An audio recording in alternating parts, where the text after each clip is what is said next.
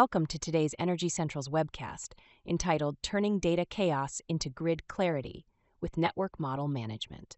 Now we would like to turn the floor over to today's moderator, Chris Warren, to kick things off. Chris, welcome to the event. You have the floor. A few words to set us up before the conversation starts. Since you're joining us for a webinar focused on network model management, you likely don't have to be told about the many challenges facing utility planners, operators, and executives today. For example, a big jump in load growth thanks to the electrification of transportation, building heating and cooling, and of course, artificial intelligence, challenges utilities to deploy sufficient generation and grid infrastructure to meet historic levels of demand. One recent study illustrated the challenge for me. A report released last summer by the Electric Power Research Institute looked into the power needed to train large-scale AI models. The report found that the power demands for training models have more than doubled over the past decade, and by 2030, it could take more than 4 gigawatts to train leading models. To put that number in perspective, 4 gigawatts is the equivalent of the power demand of millions of US homes. Low growth means utilities and grid operators have to make big capital investments. This is already happening around the world. A recent report by Deloitte found that the US power sector capital investment reached an all-time high of $179 billion in 2024. Deloitte also forecast high levels of sustained investment, including $1.4 trillion between 2025 and 2030, and similar levels of spending through 2050. In Europe, the German utility E.ON announced plans to invest 34 billion euros in grid infrastructure between 2024 and 2028. And the Indian government says the country needs to invest over 500 billion by 2032 to provide the power to fuel the country's growth. Low growth and capital investment that it requires isn't the only challenge to how the grid is planned and operated. Distributed energy resources like rooftop solar and energy storage continue to be added to distribution grids at a rapid pace, bringing the potential to both support and disrupt the feeders where they're added. The continued quick pace of renewable generation deployment also challenges grid operators and planners, who have traditionally relied on large thermal power plants to provide predictable levels of generation and the grid stability that comes from large rotating turbines.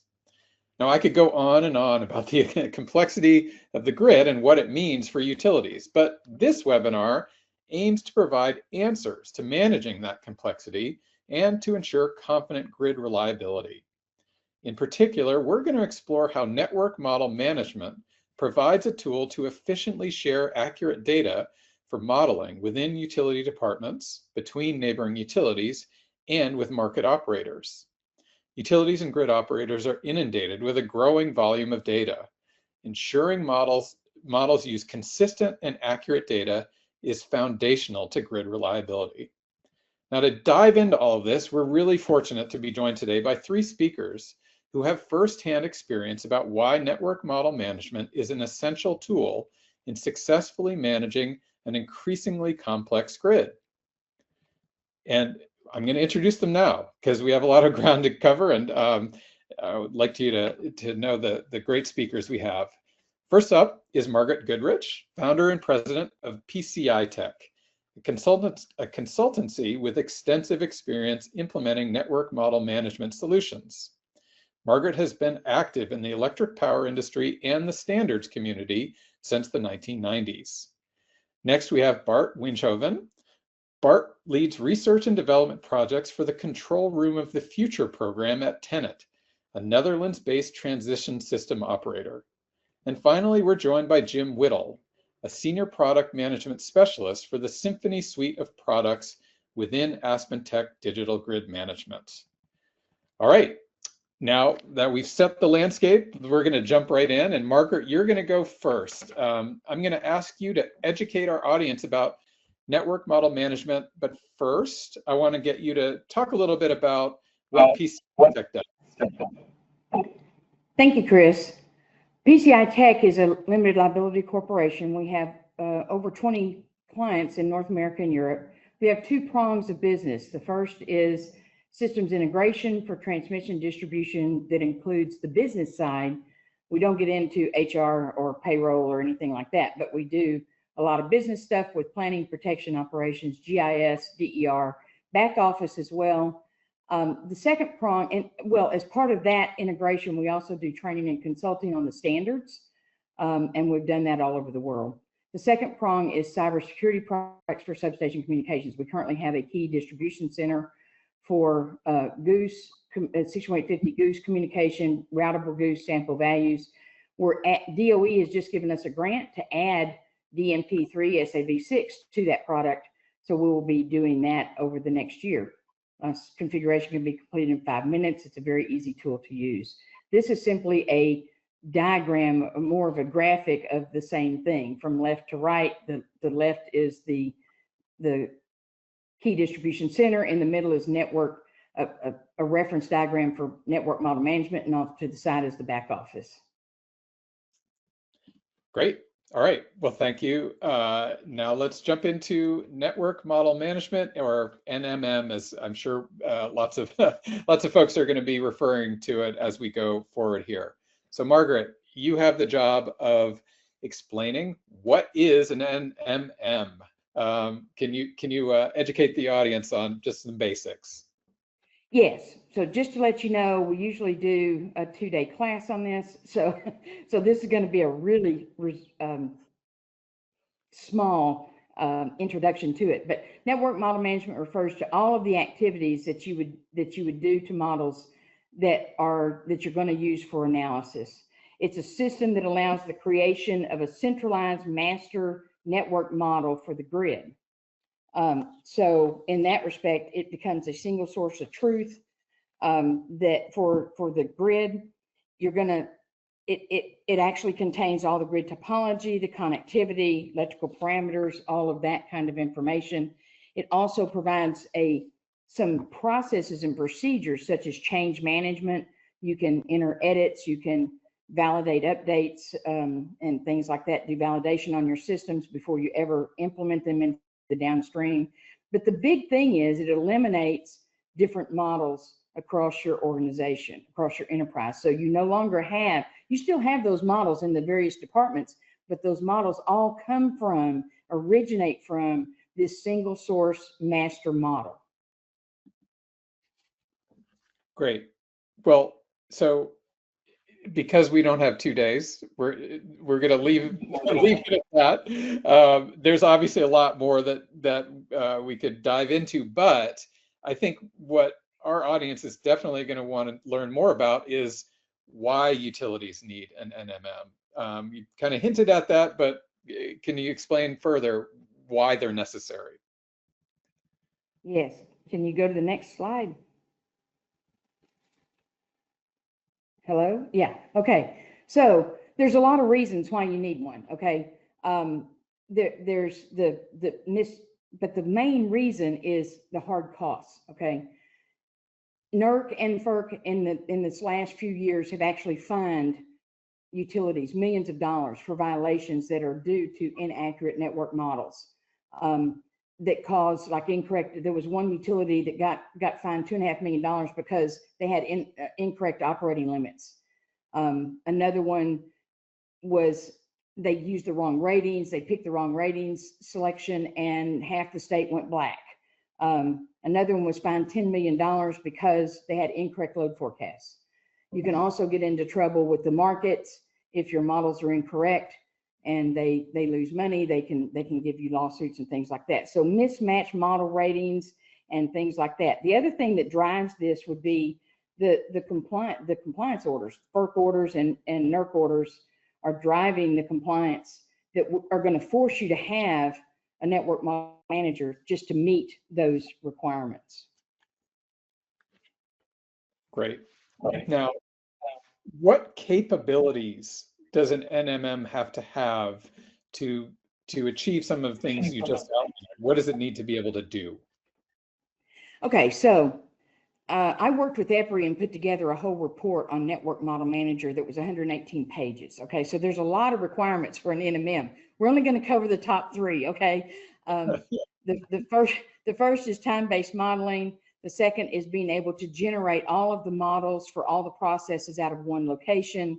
And the third is project methodology. So if we break this down and start looking at time-based modeling, it means that a change that will happen 5 months into the future can be modeled today, or all the changes for 5 months in the future, you can create a model for that and pass it off and into your planning department or other departments, and they can use that model to do tests, studies, make sure that those changes are not going to impact adversely on the grid. Time-based modeling will also allow you to have audit trail changes and things like that to maintain, so that you know what changes have happened when. As far as generating all the models, this gives you a single repository for all the modeling information. That's the idea. Put everything in that. You got a package here. You put all your eggs in one basket, guard that basket, okay? Make sure it's accurate, make sure it's right, and everybody comes from that same basket, okay? So you've got a repository for all the models. You can build your operations, planning, protection, GIS, DER models right out of there if you need to. And if you use the international standard, the SIM international standard, as part of your base repository in the NMM, most of the systems now are coming around to implementing that common information model into their system and have exporters that will automatically just pull it in. So you can export it in that format, and the receiving systems will be able to receive it. As far as project methodology, there's this is key. Okay, you must have project-based changes. So this allows you to plug in your change into a project. You can then validate that project, turn it around, twist it up, mix it up, mismatch it with all the other projects, build models, validate, do what is, play that kind of thing. You have a full traceable history of your changes. It's clear who made those edits, but more than anything, you can now do all that validation prior to, and you've got all of the projects defined and you're ready to go. Terrific. So you mentioned earlier the phrase common source of truth, and that's obviously compelling for folks doing planning. What are some of the more specific benefits about that an NMM can provide across the utility? Okay, so I've listed them here on this slide as far as consistency and accountability. What I mean by consistency is it ensures that everyone uses the same data. So if you're talking about what is a line, what is a transformer, everyone knows what you're talking about. When I first walked into one of my clients, they had 10 different definitions of what is a line. Okay, and I said, well, guy, and it depended on which department you were sitting in as to what that definition was. And I said, you cannot do this. We have to have consistency. We all got to know what we're talking about when we say line, when we say that. So this gives you the same data across all of the enterprise. The second is, and third is transparency and accuracy. Okay, when you have the projects, that gives you traceability as to each change that's made, who made it, when it was made, why it was made. Okay, so you've got full transparency of the changes in the model and accountability.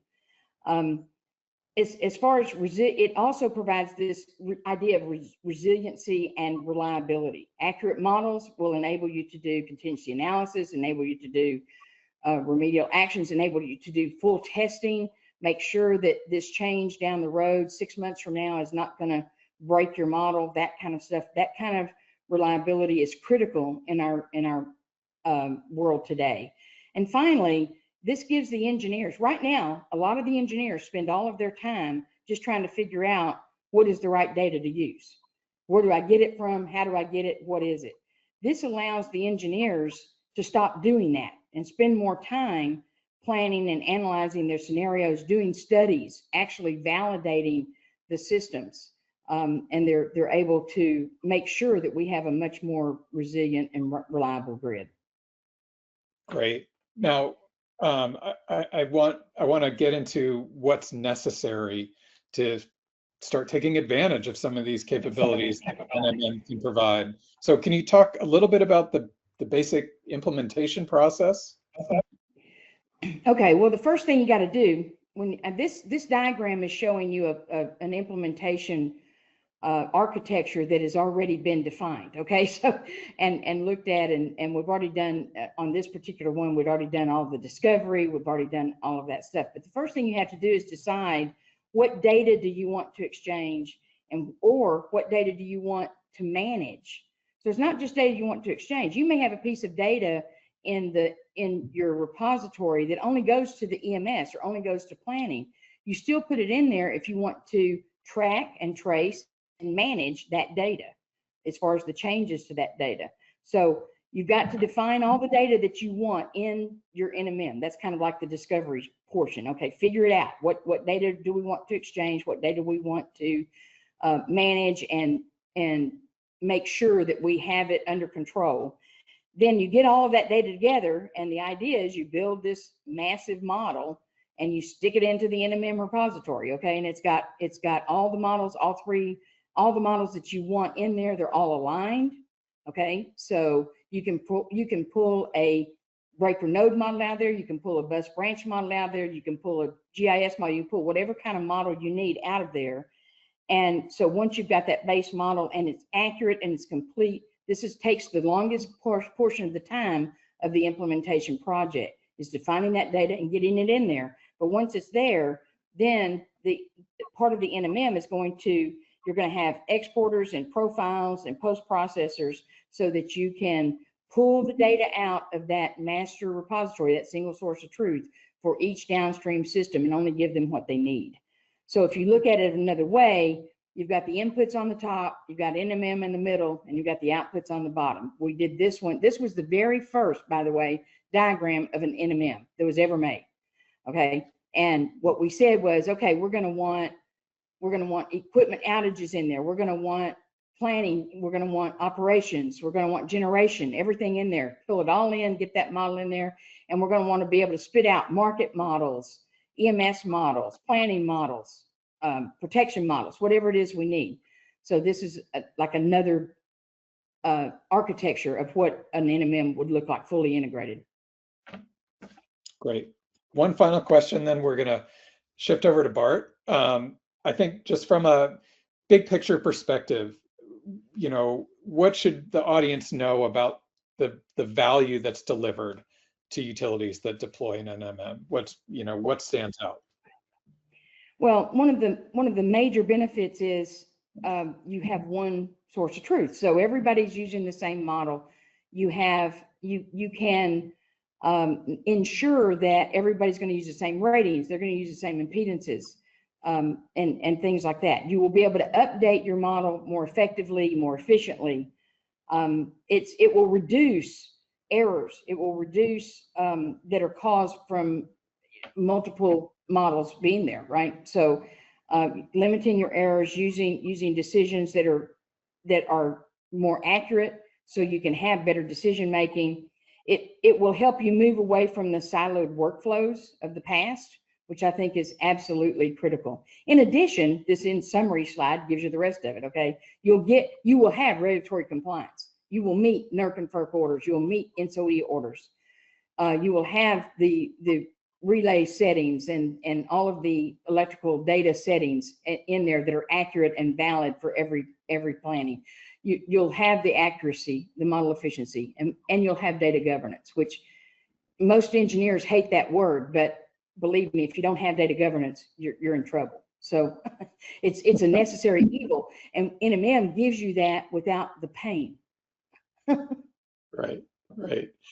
Well, we have asked Margaret to do the impossible and synthesize a course about NMM into just a handful of minutes, and I think you've done a great job. So thank you for getting us off to a good start and laying a great foundation. And now we're going to shift over to an organization that is now implementing an NMM. And so Bart is going to join us now to talk about his experience at TenneT. But before we get into the NMM piece of it, Bart, can you just describe TenneT for our audience who might not know about it? Yeah, so for sure. Thanks, Chris, for the opportunity to have us, as TenneT here explaining from a utility perspective. what we can do with an NMM and how we are working our way through. First about TenneT. TenneT is a TSO in the Netherlands, so we have both in the Netherlands a big portion of the grid to manage, but also in Germany. For now, we focus on the Dutch part with our project. But obviously, we are on the shore with the Netherlands, and so we are also building a lot of offshore at the moment, all to comply with the increase in electricity demand, which we all know is there and is important, and especially with this energy transition where you have way more flexibility in the grid, but also way more dynamics in the grid. Your network model actually becomes crucial. So we see that really we need to improve on that, also add dynamics in the future, but also make sure it's equal in all parts of our organization. So but that's TenneT. Great. So, we just got a quick education about NMMs and, some reasons why utilities might want to implement them. In the case of TenneT, why did TenneT need or want to implement an NMM? Yeah, so I think we already heard from Margaret that there are a lot of reasons to build the NMM. So you can do it as a utility, but you can do it broader, all kind of perspectives. So NMM is broad and you can use it widely. But for our specific case, it's really to make sure that our modeling of our electricity grid is consistent within our organization. But also, and that is what we try to achieve, especially to get this single source of truth, because this data quality is extremely important, because it costs money, as Margaret also indicated already. For example, if you do some planning on a different model than actually execution or operations of your grid, then if there's a difference that can result in cost, because you need to do redispatch, for example. But also for exploitation of our grid with the energy transition, it becomes more and more important that we fully can utilize our grid. And if we can make better planned states of our grid in our planning department, which matches up with our operational use, then we can exploit the grid way better, and that really helps reducing costs, but also exploiting the grid more in terms of the energy transition. So that's why it's very important to have. And what we also see is that really it's important that we can share all the data we gather, for example, in our EMS system, or we gather in our forecasting, to share it around across the organization, and to not have a functional lock-in with one application where both the grid model is present, but also the solver. We really want to have an extent of the of all the data, all the grid models throughout our organization. So we also want to become way more data driven. So those both points, data quality, data driven, that's the reason why TenneT is now really investing in this. Great. Now, can you talk about TenneT's overall vision behind implementing an NMM? It's part of a larger initiative, as I understand it. Can you walk us through, how an NMM fits into that bigger vision?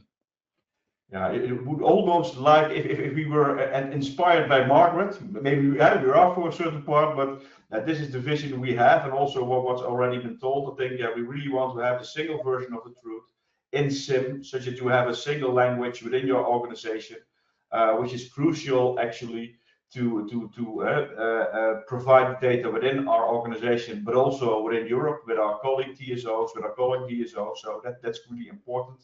And the idea is that we want to have an underlying similar model, and that's important. And we cannot sustain that single version of the truth without proper governance. So that's also something we really should implement. So throughout the organization, all modelers, but also all users of our models should know how you work with these kind of SIM models and how you set it up. So that's our vision, to have it not only implemented, but also have a strong governance and feel throughout the organization how to work with these kind of things.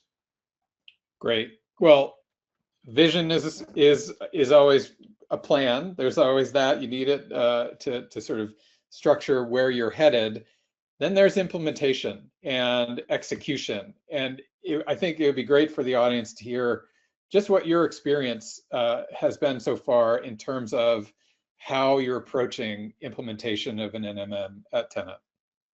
Yeah, so an NMM is big, so you need to do a lot of things. So we have different models, as you have seen. We have a model in the planning domain. We have a model in our operational domain, and also we actually have three. And all those data that should be harmonized. That's a lot of work, obviously. But also the application should be there, should be installed, and should be on our infrastructure. So what we did actually is we split our project scope-wise in 5 layers to have proper focus. And we said, okay, where are the most challenges for now? And I will come back to that later also in this webinar. But the most challenges are within the models and the data, but also in the application and integration. And for that, we now are actively working together with Attendees because we selected Symphony as our network model management.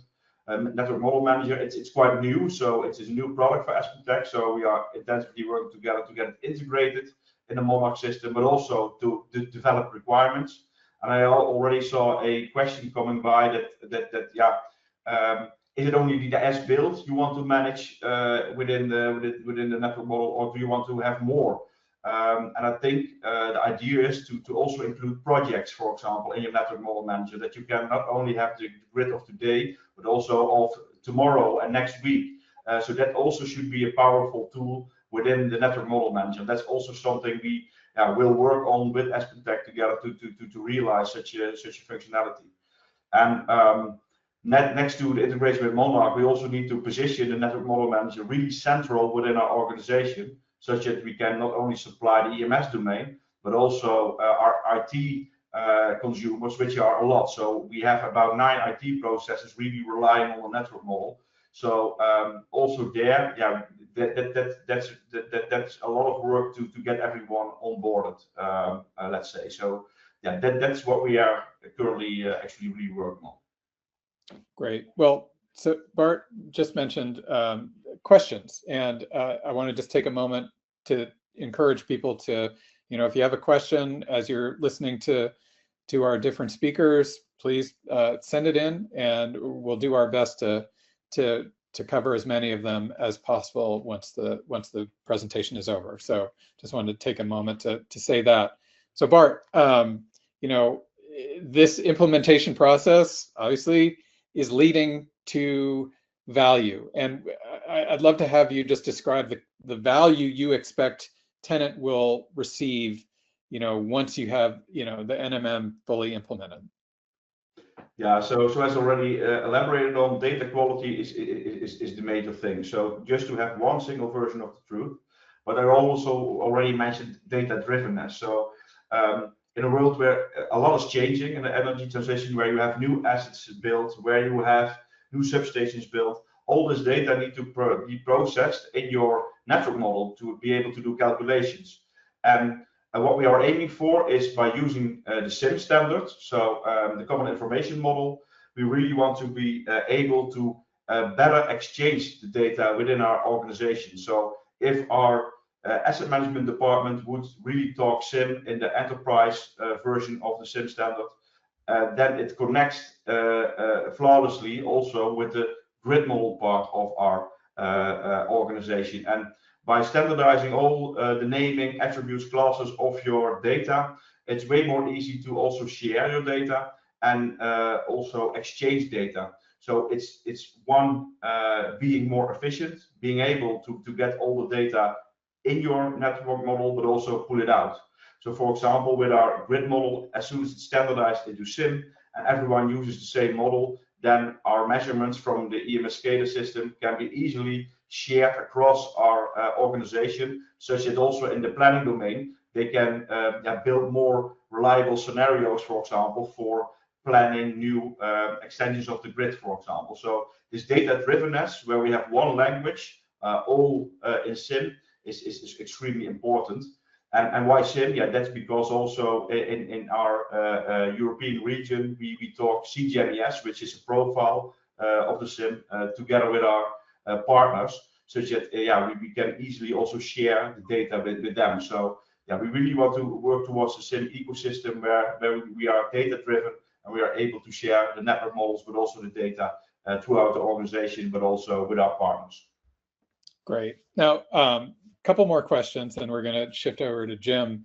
TenneT's managed all the complexity of its NMM journey by splitting projects in parts, both content and scope-wise.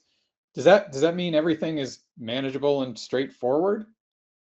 No, it's far from straightforward. Thanks, Chris, for asking. I think what we run against is, especially already mentioned, also this transfer harmonization of the data. So we really see that if we open the master models, that there are differences, maybe even on basic values such as power levels of your transformers. And you can imagine that if you have differences there, that it will be very difficult to get aligned results. So we have to harmonize all this data, but it's not only that we need to harmonize, we also need to transform it into SIM. So in our current application, we have a proprietary format, but we have to get all the data out, and we by ourselves need to translate this towards the SIM standard. And that's really something which causes quite some work for us now. But we also see as TenneT that we really will leverage all this work we will do as soon as we have this available. But also next to that, you also need to properly make sure that that all the work is captured. So the data architecture, but also the data modeling and extension modeling is very important, because you need to show around in your organization, but also to the vendor, what your data model is and what the schemas will be, and then how you will interpret certain attributes. So this data standardization and governance is very important. And then next to that, we also have the application. So we are working on this with PCITek, as already shown. But how you do this modeling, how you make this vendor agnostic, how you make standardize this as much as possible, but also how do you facilitate changes in the net model, not by having major upgrades, but just incremental updates, and also how do you make sure your displays will come along. So these are a lot of challenges and questions that we are asking now and we are working on. So in that sense, it's also on application level quite big. And then you can see also for the organization, everyone needs to learn SIM. Every model needs to know how you build such models, but also change management. What parts of the new models from our planning department are already applicable for the operations department, and how can we streamline that? So it's quite a lot of impact on the organization, and you only will manage that if you really have executive sponsorship, where everyone says, okay, at the utility, we really want to invest a lot of time, but also money to get this realized. And that's only when everyone sees the benefits. So it's very good that we had this webinar today, so that we can also stress how much you can benefit from this tool. Great. Last question, and then we'll go to Jim. As you've already described, this is an iterative rollout. What comes next? Where are you headed now in your journey with NMM? Yeah, as TenneT, we are really making sure we manage the energy transition in a proper way, and that means that we have to do a lot of things. So we have the control room of the future program with a lot of initiatives running, but we see the network model management really as a base. So sometimes it's very hard to quantify what the value is, what the efficiency it will bring, how much the data quality will bring. But at least we have solved it in our organization, and we see the benefits, because we see we can only make this work if we have a proper foundation, if the data is right, if the models are equal throughout the organization. Only then, with all the new initiatives, we can fully benefit from all the business value generated. So we really see network model management as a foundation to realize all these other coming initiatives. Terrific. Thank you, Bart. Now, let's bring Jim into the conversation. We've heard a lot about NMM sort of generally, and but TenneT chose a specific NMM, Symphony. And Jim, I'm going to have you talk about that and give an explanation of it. But start by just telling the audience a little bit about AspenTech. Yeah, okay, thank you very much, Chris. I realize now talking there might be a bit of an echo in this room, so if there is, just let me know and I'll try and figure the physics of that out. We've been going through a bit of a, well, for us in the Glasgow office, maybe a bit of an identity crisis recently. So Aspen Technology, as of March this year, is now part of Emerson. So Emerson are an industry-leading control and automation software company, primarily focused on power and utility sector.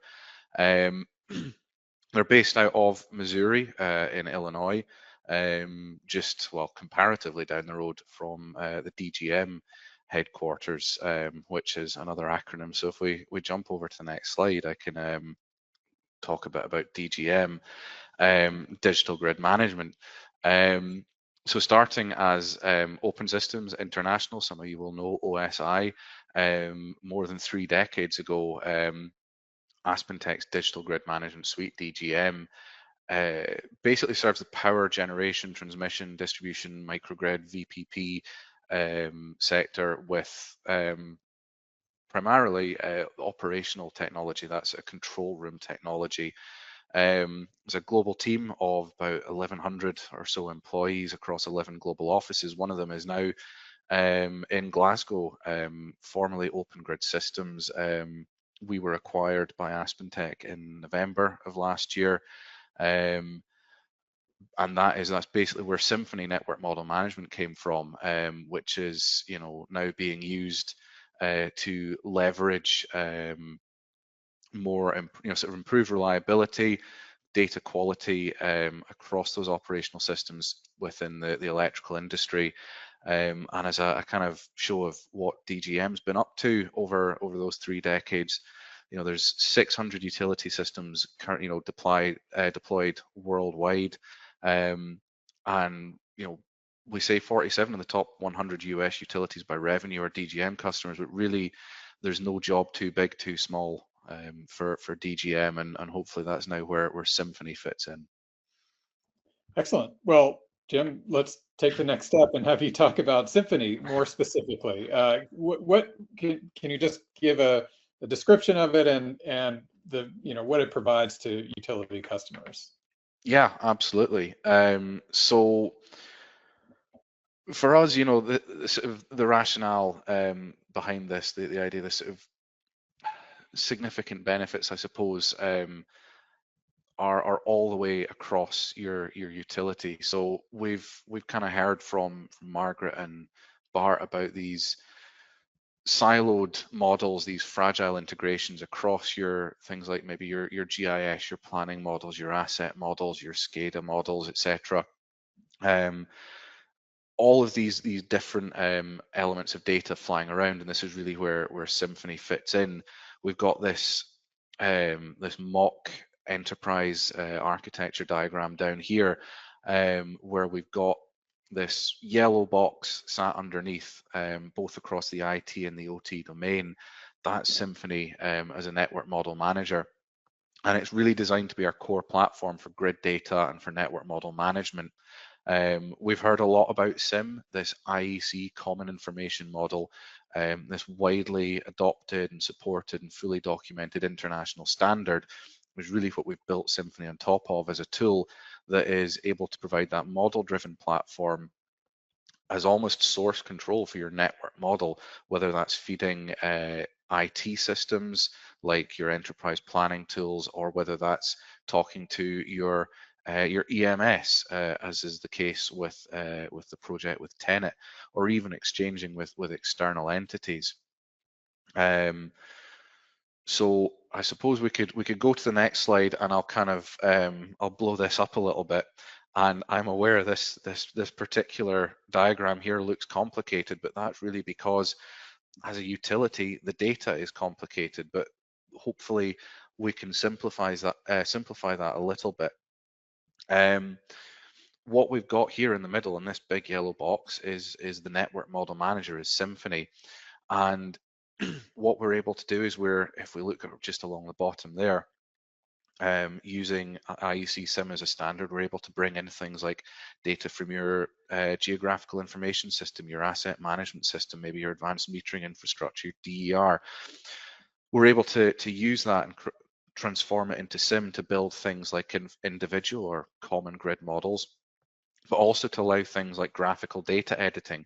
So where Symphony maybe moves from just being a system of record to being that source of truth where we begin to do our editing, offers things like, you know, persistent data storage, to allow the persistence of IDs across a system, to ensure that we're talking the same language as the other systems that you might have within your utility.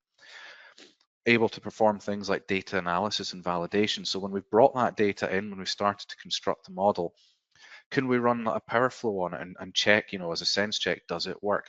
Can we run some validation on it for you know, European utilities like TenneT? The Common Grid Model Exchange Standard is incredibly important for exchanging grid models across that that European area. So we can run validations on it to ensure that that data is correct. We're able to run transformations of the data for sending it to and from external systems. And as well, running full historical change tracking to be able to roll back and see, well, what was the network like, you know, before something went live? What was the network like before these changes were made?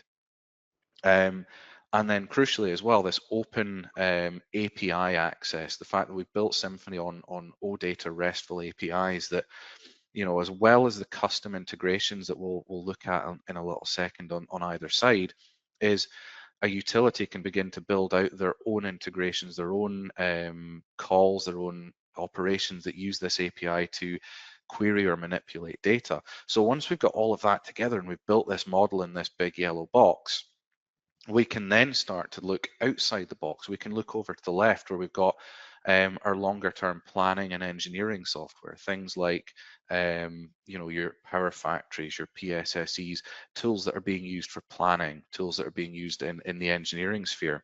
We can exchange data with that, or we can move to the real-time side of things and start talking to the energy management system, start talking to DERMS or an outage management system, and exchange data with those real-time operational systems to ensure that every system, whether it is planning or in the control room, is essentially singing from the same hymn sheet. So I suppose if we jump over to, I've got another slide here. This is kind of trying to talk to that that sort of more integrated. So moving from, you know, working within an as built and an as operated to this idea of what we've called an as orchestrated model, where we're essentially trying to synchronize data across the different domains, and whether that's, you know, talking to, as we say, our kind of long-term planning, or in the control room where things are happening really quickly, or whether it's to external entities like end users, like markets, like regulatory authorities. And we're able to achieve that partially due to the way we deploy it, but also due to some of the technology we use to deploy it. So making sure we use fast, scalable databases, making sure that, you know, we're very flexible when it comes to where it is we're going to deploy it. Is it going to be, does it need to be on-prem? Do we need to have it, you know, in an air-gapped system, or is it sat in a cloud somewhere? Is it a multi-system deployment? And that gets into our, you know, things like redundancy and the like. So what I'm kind of trying to drive at here is we've got all of these different systems of data in different domains. We need to talk to different people inside and outside of the utility. And our focus with Symphony really is to create this unified, high quality view of the electrical grid from right from planning to operations to regulation, etc. So there can really become an enterprise level single source of truth, so that we have one picture of the truth for your network. So whether it's a case, you know, of, you know, you're sat here as an executive focused on resilience and return on investment, whether you're a technical lead, you're looking for data accuracy and system interoperability, or whether you're actually sat in the control room thinking, I need a model that works and that shows the network as it's meant to be. That's, you know, Symphony should be able to serve all of that. We're trying to deliver an enterprise model-driven platform that integrates your different data systems and data sources and creates data-centric infrastructure that marries up data semantics for structured data across the network, that aggregates and orchestrates and transforms and validates data to make sure it's reliable, and then enables the consistent and accurate sharing of that data across departments through things like those standardized interfaces like SIM, like CGMES, and using well-documented, well-understood processes like OData REST APIs to ultimately create that sort of sustained value from engineering-oriented solutions. And realistically, the end goal is to create clear decision-making, to kind of narrow down the potential uncertainty, to create regulatory preparedness, to reduce project timelines, and really to just create open data. Great.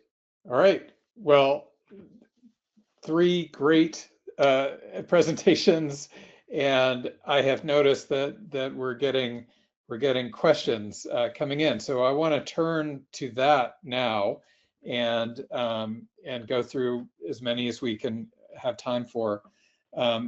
First question, I'm just going to read them out and kind of raise your hand if you want to take it. More than one person can answer questions, so feel free to weigh in. This first question is about where NMM should be implemented. And then it's regulatory or the market, supplier of the energy, customers, question marks. Who wants to take that question about sort of where the implementation should take place? Who wants to start? Well, I could have a start, and then I'm sure Margaret and TenneT, Margaret and Bart can jump in. Yeah. Realistically, we see NMM as a core element in a utilities setup. It's not to say that there are not other bodies that would benefit from something like network model management. The real implementation for us is in a utility, in that kind of marrying up of different data models. The idea that rather than having multiple data conversions and validations running between systems within a utility, it's a single model there. When it gets to the external interactions, and yeah, we've seen in GB, for example, there's interaction with regulators because regulators are mandating more open data, and network model management can facilitate the export of that data in the correct format with the correct contents. But we've seen it in markets as well. We had a project with a UK transmission and distribution utility, who were the transmission utility was looking at procuring DER from the distribution level at the grid supply point. So network model management there at an early stage actually helped to facilitate that that kind of market interaction. Bart, Margaret, anybody want to weigh in? Or yeah, I would like to say that the original concept of NMM was developed for RTOs and ISOs and NSOE. Okay, so very much the regulatory agencies and the folks that have to manage really large models of multiple customers. Okay, so multiple utilities. It filtered down to the utility from there because the utility had to be able to match the regulator. Okay, the model had to be the same. So it's filtered down, but it started with regulatory agencies. I don't see, I will say this, I do, and it also started with when the market deregulated, by the way, because the market demands that you have a single source of truth. Otherwise, those auctions are terribly inaccurate and people lose just tons of money. I have never seen the NMM implemented in any way surrounding customers. I'm not saying that we can't get there someday, because people are very imaginative, okay, and innovative. So there may be someday, but right now I don't see NMM applying to the customer base. Got it.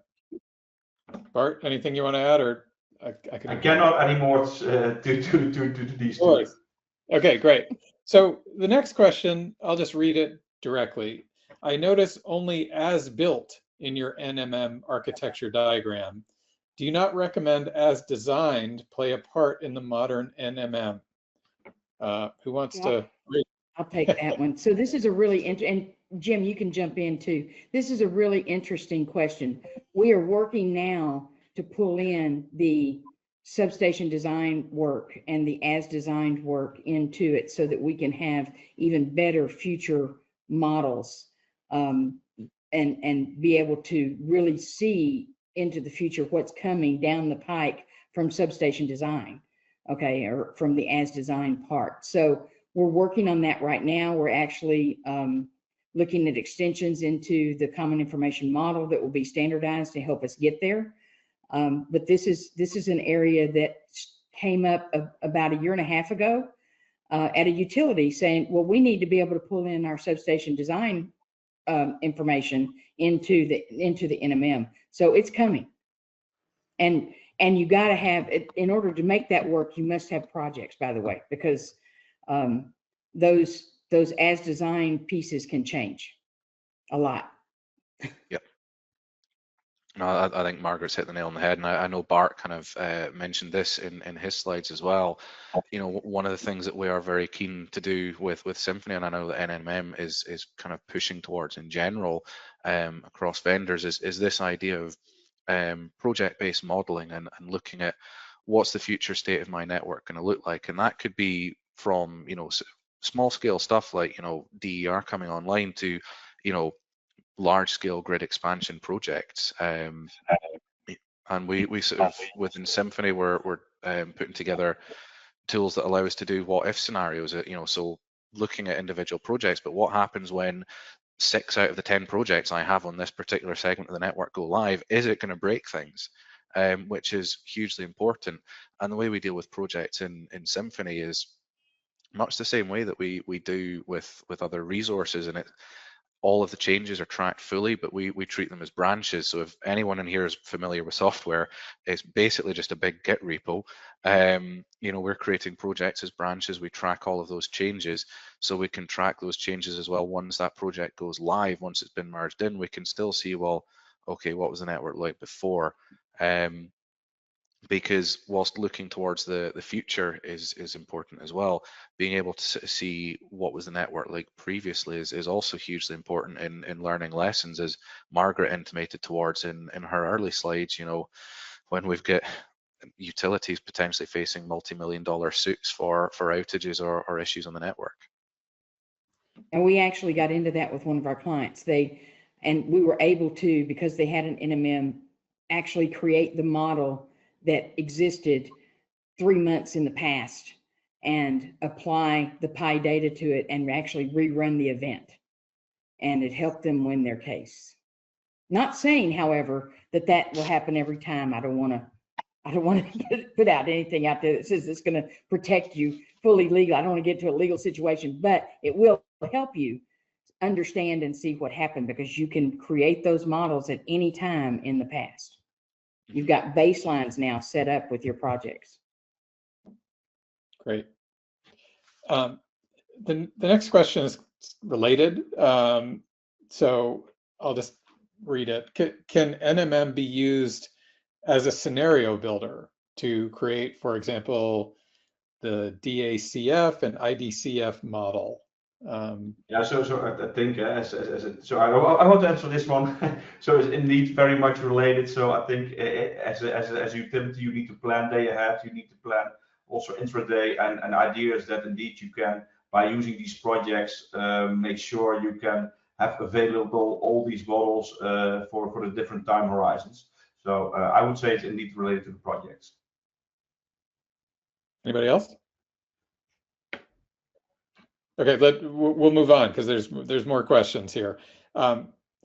This question is, the value of as-built model is clear, but I'm struggling to understand how will it help me in as-operated use cases. Like, can I replay my storm and see how the model values had changed, or will it help in SCADA ops, etc.?